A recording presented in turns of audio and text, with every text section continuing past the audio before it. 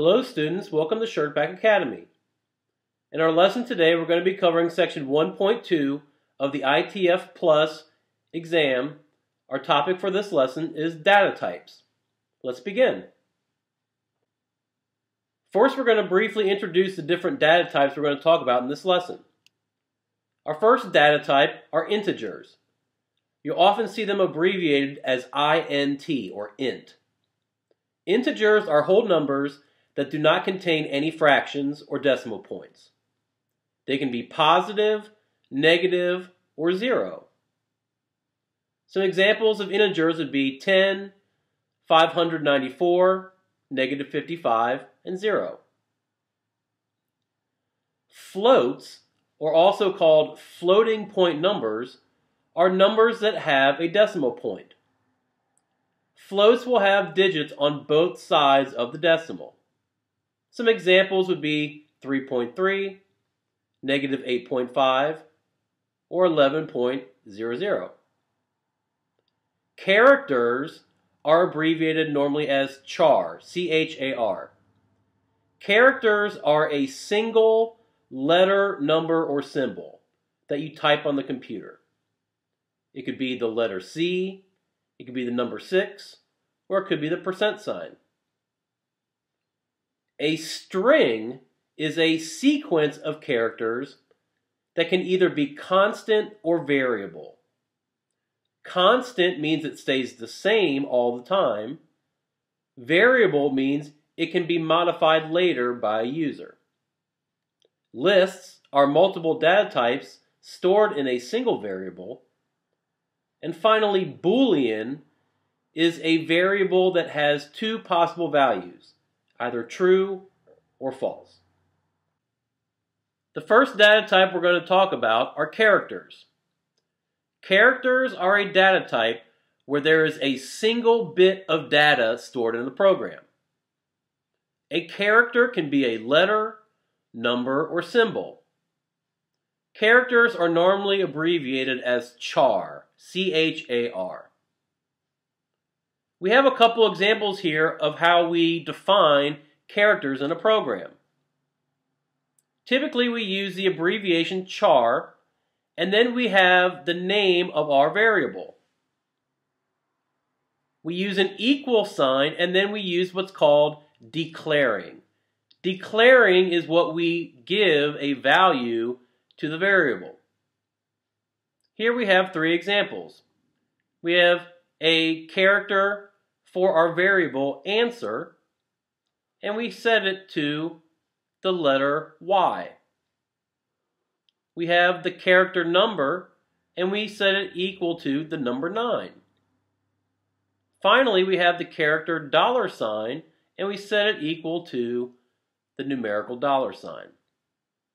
This is typically how you would see a character declared within a program.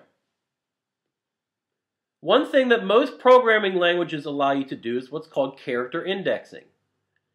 Character indexing is when you allow a character to have more than one bit.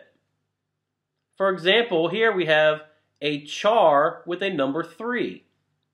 This allows us to write a number that is 3 digits. Our next data type are data strings. Data strings are sequences of characters. In a program, they can be either a constant or a variable. Constants are data strings whose value does not change within a program. For example, in a program, you may set the country equal to USA. A variable is a data string whose value can be changed or modified. For example, we may have a mathematical equation such as x plus 4.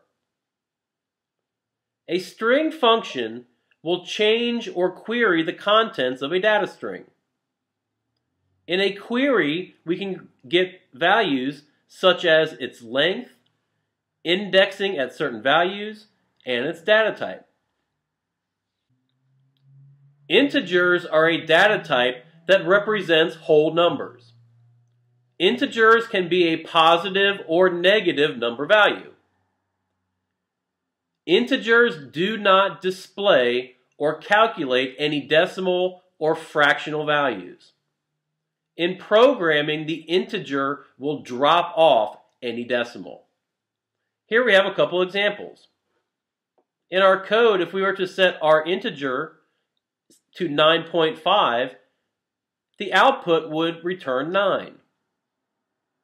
Just as if we used a fraction, such as 6.5, our program would return 6. Integers do not return any decimals or fractions. We use integers typically in math operations, and they will respond using common symbols, such as plus minus, multiply, divide, greater than, less than, and equal. Floating point numbers are also called floats. Floats are a data type that have numerical values with decimals. When we use floats, we must define the amount of numbers that we can use on either side of the decimal point. Any extra place values will drop off. Let's take a look at a couple examples. Here we have a float, and inside our parentheses we have the number 3, a comma, and the number 2. The number 3 indicates how many place values we can go to the left of the decimal. Here, 3 place values takes us to the hundreds, or 175. The 2 represents how many places we can go to the right of the decimal. Here, we can go 2 place values. And we can see we have 89 hundredths, which is 2 place values to the right of the decimal. We can set these to whichever value we want to, depending on our needs. Our second example shows a value of 4, and we see 4 number values to the left of the decimal point. Our second number is 1, gives us 1 place value in our example number. Floats will also use the common math operators that we saw with integers, plus, minus, greater than, less than, etc. Boolean values are a data type that will return only 2 possible outcomes. These are true and false.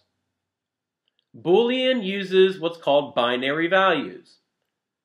If you remember from our first lesson, binary notation used only zeros and ones. Boolean is a binary value type.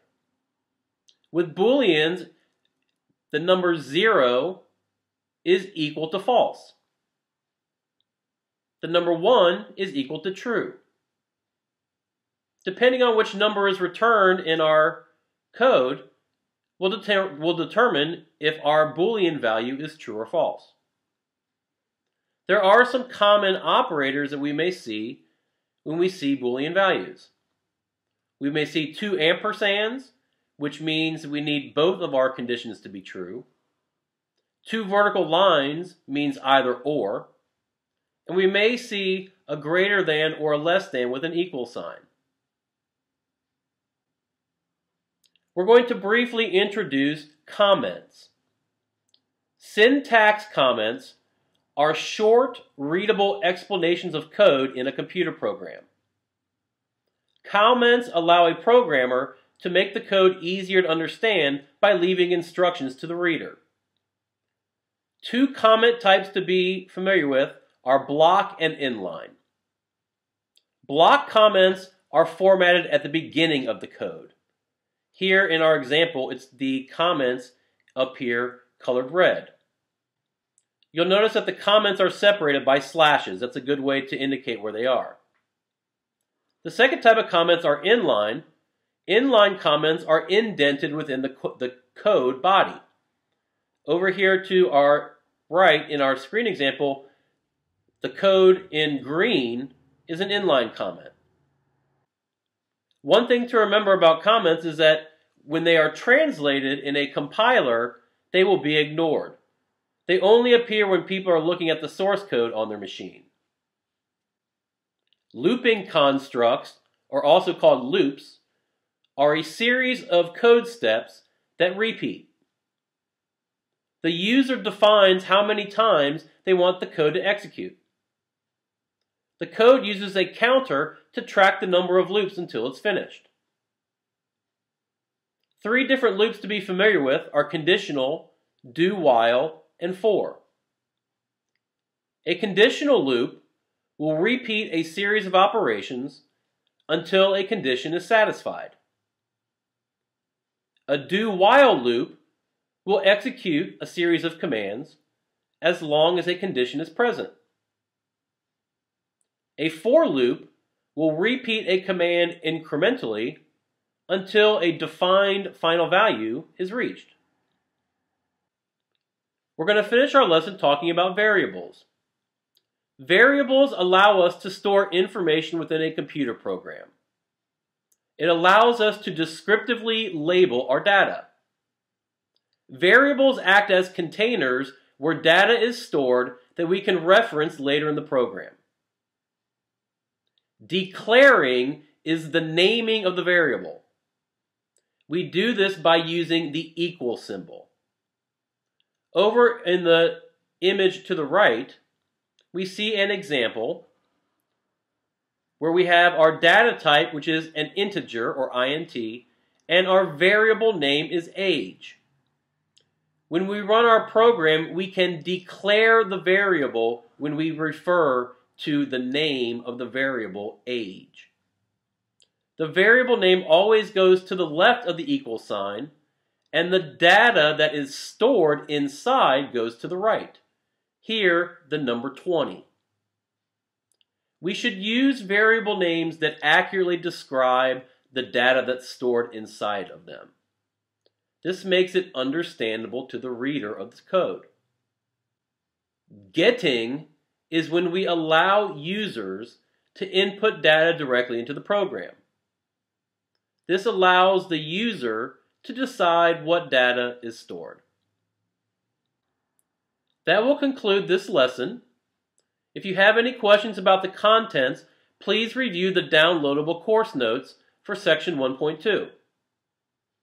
In our next lesson, we're going to cover Section 1.3, Computing Basics. We thank you for following along today. We'll see you next time. Enjoy the rest of your day, everyone.